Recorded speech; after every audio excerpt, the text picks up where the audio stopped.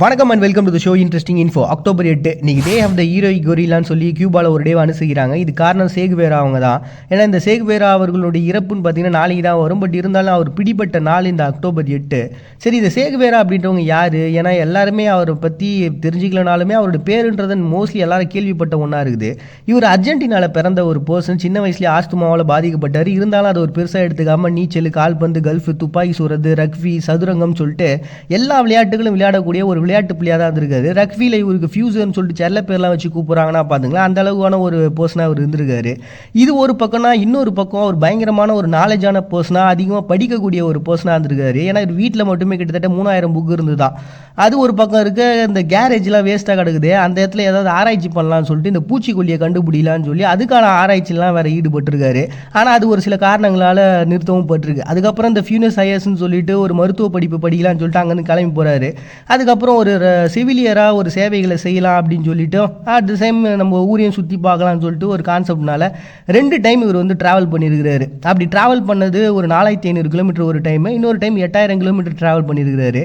இப்படி ட்ராவல் பண்ண அந்த இடங்களில் அவர் பார்த்த நிகழ்வுகள் தான் அவருடைய வாழ்க்கையை மாற்றின நிகழ்வாக இருக்குது. ஏன்னா அங்கே பெரும் அந்த தொழுநோயாளிகளை நிறைய பேரை பார்க்குறாரு. இன்னொரு பக்கம் இந்த சிலி நாட்டில் சுரங்க தொழிலாளர்கள் படக்கூடிய கஷ்டத்தை பார்க்குறாரு.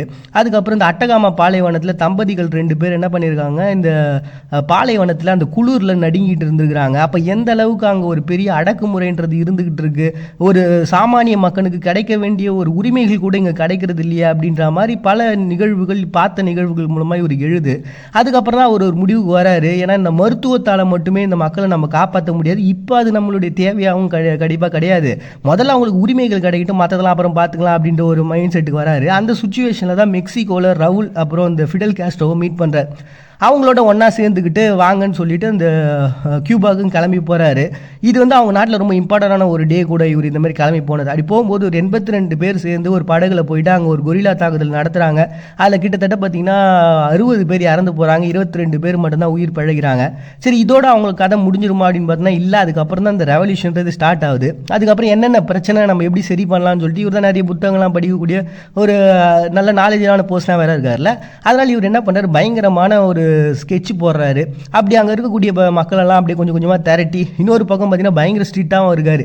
யார் இந்த மாதிரி வந்து போய் போட்டு கொடுக்குறது, நம்மகிட்ட இருக்கக்கூடிய இன்ஃபர்மேஷன் வெளில கசியுது அப்படின்னு சொல்லிட்டு சும்மா ஒரு சந்தேகம் வந்தால் கூட அவங்கள போட்டு தள்ளிடுறாராம். அவ்வளோ ஸ்ட்ரிக்டாகவும் இருந்திருக்காரு. ஏன்னா அப்படி இருந்ததுனால தான் அது சாத்தியமும் அடைஞ்சிருக்கு.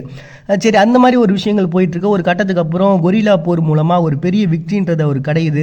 அதுக்கப்புறம் அவங்க நாட்டிலே வந்து ஒரு பதவியும் கொடுக்குறாங்க கியூபாவில். அந்த பதவியில் வந்து இராணுவம், மருத்துவம், கல்வின்னு சொல்லிட்டு எல்லா பதவிகளையும் கொஞ்ச நாள் வகிச்சுக்கிட்டு இருக்காரு. 1965 கேங்கோ, பொலிவியாவில் இதே மாதிரியான பிரச்சனைகள் போயிட்டுருக்குன்னா, எனக்கு இங்கே பதவி வகிச்சது போதும், நான் அந்த நாட்டில் இருக்கக்கூடிய போராட்டங்களுக்கு தலைமை தாங்கணும், அங்கே நான் போகிறேன் அப்படின்னு சொல்லிட்டு அங்கே அந்த புரட்சிகளை உருவாக்குறதுக்காக கிளம்பி போகிறாரு. அப்புறம் இந்த பொலிவியாவில் சிஐஏனுடைய உதவினால் இவர் இங்கே இருக்கிறாருன்ற இன்ஃபர்மேஷன் தெரிய வர அதுக்கப்புறம் அவரை பிடிச்சிடறாங்க. அப்படி பிடிச்ச நாள் தான் இந்த அக்டோபர் 8.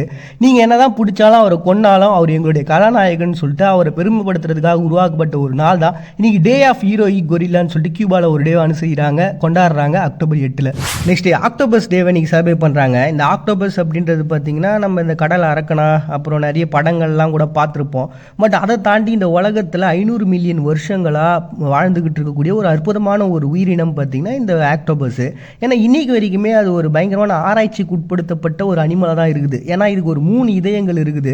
தன்னை தானே நிறங்களை எந்த பகுதிக்கு போதோ அந்த பகுதிக்கு ஏற்ற மாதிரி தன்னை நிறங்களை மாற்றிக்கிற அளவுக்கான சக்திகளுக்கு இருக்குது. இன்னொரு பக்கம் பார்த்தீங்கன்னா மத்திய நரம்பு மண்டலத்தினுடைய செயல்பாடு தூண்டுதலோ இல்லாமையே அந்த 8 கால்களினுடைய உணர்வுகள் இருக்குது அப்படின்னு சொல்லிட்டு அதை பற்றியான ஆராய்ச்சிகள் ஒரு சைடு போயினுக்குது.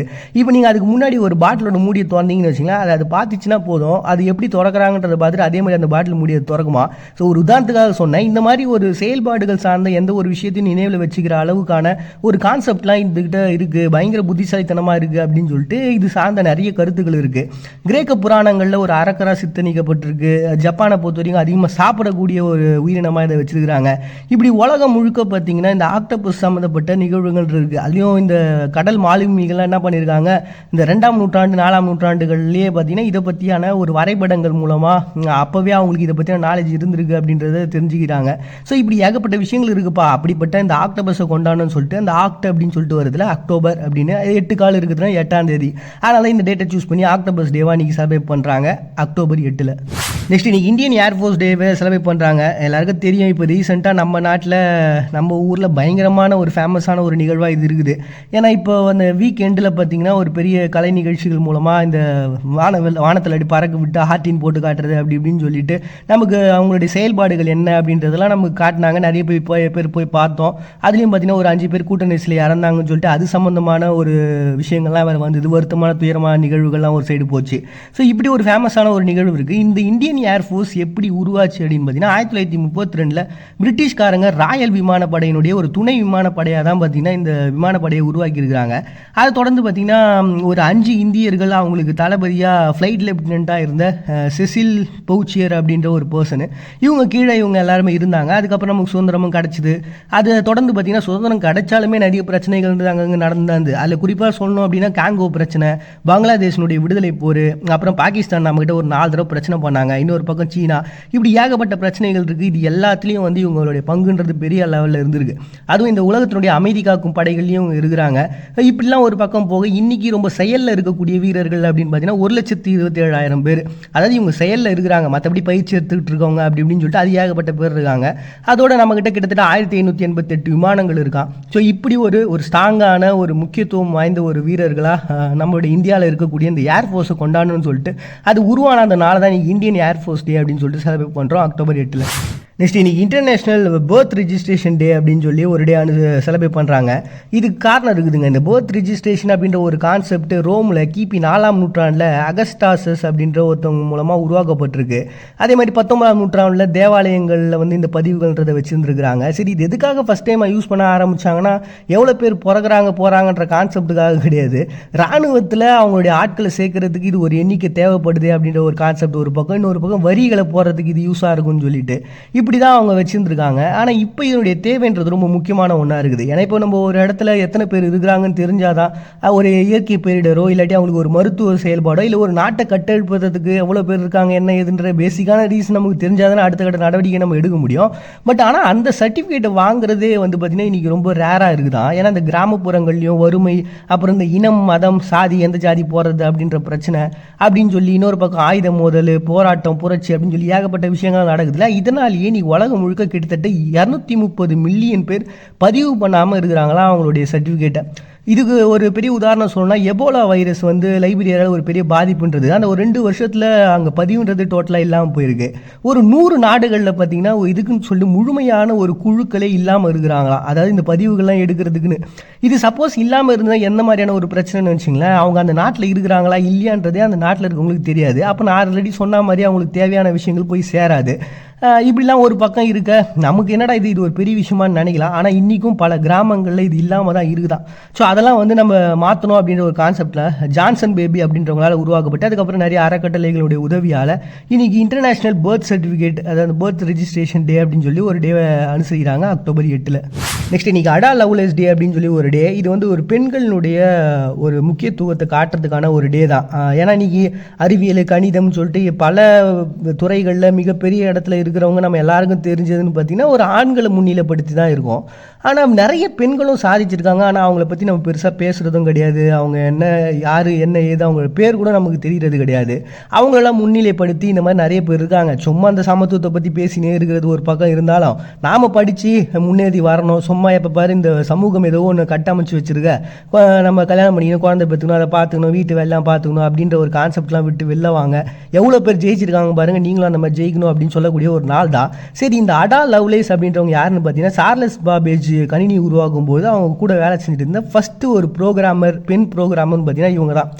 இவங்க வந்து அந்த வேலை செஞ்சுட்டு இருந்த சமயத்திலே பார்த்தீங்கன்னா அந்த என்ஜின் சம்மந்தப்பட்ட விஷயங்களை ஃப்ரெஞ்சு மொழியிலேருந்து ஆங்கில மொழிக்கு மொழிபெயர்த்துருக்குறாங்க. அது மட்டும் இல்லாமல் இன்னொரு பக்கம் இவங்க ஓனாகவே ஒரு கட்டுரை எழுதியிருக்காங்க, ஒரு அல்காரதம் எழுதியிருக்காங்க. இது ஒரிஜினலான அல்காரதத்தை விட 3 மடங்கு பெருசு. அந்தளவுக்கு ஒரு நாலேஜான ஒரு பர்சனாக இருந்திருக்காங்க. ஆனால் அது முழுசாக முடிக்கிறதுக்கு முன்னாடியே அந்த கருப்பை புற்றுநோயால் அவங்க இறந்து போயிருக்கிறாங்க.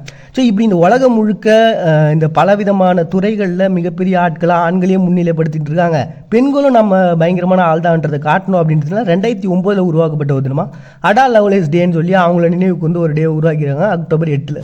நெக்ஸ்ட் இன்னைக்கு குரோஷியாவில் இண்டிபெண்டன்ஸ் டேவை செலிப்ரேட் பண்ணுறாங்க. முதல்ல இது யுகோஸ்லோவாக்கியா அப்படின்னு சொல்லி ஒரு ராஜ்யமாக அந்த ஃபர்ஸ்ட் வேர்ல்டு வார்லாம் முடிஞ்சதுக்கப்புறம் இந்த ஸ்லோவேனியா, மாஸ்டோனியா, போசானியா அப்படின்னு சொல்லி பல பகுதிகளை ஒன்றா சேர்த்து அந்த பேர் வச்சாங்கன்னு சொல்லிட்டு ஆல்ரெடி சொல்லியிருப்பேன். ஸோ இப்படிப்பட்ட ஒரு ராஜ்யத்தில் தான் இவங்க எல்லாம் இருந்தாங்க அந்த ஃபர்ஸ்ட் வேர்ல்டு வார் முடிஞ்சதுக்கப்புறம். அதுக்கப்புறம் ஏகப்பட்ட மாற்றங்கள் எல்லாமே நடந்திருந்தாலுமே கூட 1990 அந்த சோவியத் யூனியன்லாம் கலைய இன்னொரு பக்கம் இந்த யுகோஸ்லோவியாவுக்கும் நிறைய பிரச்சனைகள் எல்லாரும் தனித்தனியாக பிரிஞ்சு போக ஆரம்பிச்சிட்டாங்க. அதுக்கப்புறம் இவங்க நாட்டிலையும் பார்த்தீங்கன்னா தேசிய இயக்கங்கள்லாம் உருவாக ஆரம்பிச்சிச்சு, அரசியல் கட்சிகள்லாம் உருவாக ஆரம்பிச்சு, அவங்களுடைய சுதந்திரம் அப்படின்றதுக்கு ஒரு முன்னெடுப்புன்றது நடக்க ஆரம்பிச்சிருச்சு. அதுக்கப்புறம் 1991 வாக்கெடுப்பு நடத்தினாங்க. அதில் 93% நம்ம விடுதலையே வாங்கிடலான்னு சொல்லிட்டாங்க. அது வந்து ஜூன் 25 தான் இவங்களுக்கான முழுமையான சுதந்திரம்ன்றது. பட் ஆனால் அது முழுமையாக அந்த யுகோஸ்லோவாக்கியனுடைய பாராளுமன்றம் கலைக்கப்பட்டு இவங்களுடைய பாராளுமன்றம் நிறுவப்பட்டது இந்த அக்டோபர் 8. அதனால தான் ஜூன் 25 இல்லாமல் இந்த அக்டோபர் 8ஐயும் அவங்க இண்டிபெண்டன்ஸ் டேவாக செலிப்ரேட் பண்ணுறாங்க. குரோஷியா திறனுள்ளவை பிழைக்கும் இயற்கையினுடைய நியதி. ஆனால் அதுக்கு அர்த்தம் ஒன்று அழித்துன்னு ஒன்று வாழும்ன்றது கிடையாது. எந்த இடமா இருந்தாலும் அந்த சூழல் தன்னுடையதாக மாற்றிக்கிட்டு வாழ்றது அப்படின்ற இன்னொரு அர்த்தமும் இருக்குது. மறுபடியும் நாளைக்கு சந்திக்கிறாரு உங்கள்கிட்ட விடைபெறுது. அவங்க பாடி நீங்கள் பார்த்துட்டு இந்த நிகழ்ச்சி இன்ட்ரெஸ்டிங் இன்ஃபோ.